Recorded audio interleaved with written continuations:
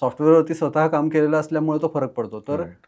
ह्या सगळ्या प्रोसेसमधनं जाण्याची तयारी, म्हणजे दुसरा मुद्दा असा येतो की कष्ट घ्यायची खूप तयारी पाहिजे. प्रचंड कष्ट घ्यायची तयारी पाहिजे. ठराविक वेळातच मी काम करीन, त्याच्या पलीकडे मग माझं दुसरं काहीतरी मी शिकीन. हे सगळं खूप नंतरच्या भागात त्यांनी करायला पाहिजे.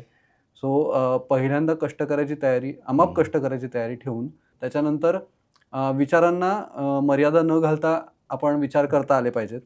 कुठलाच विचार हा फाऊल नसतो किंवा बेकार नसतो. कारण तो आपण नसतो ना ठरवतो. आपण ठरवू शकत नाही. आपण तो कुठेतरी मांडतो आणि मग तो लोकांना कसा वाटतोय त्याच्यावरती खरं तर तो विचार उभारी घेणार करेक्ट. का फ्लॉप जाणार हे ठरतं. करेक्ट. करेक्ट. तर तो एक मुद्दा मला वाटतो.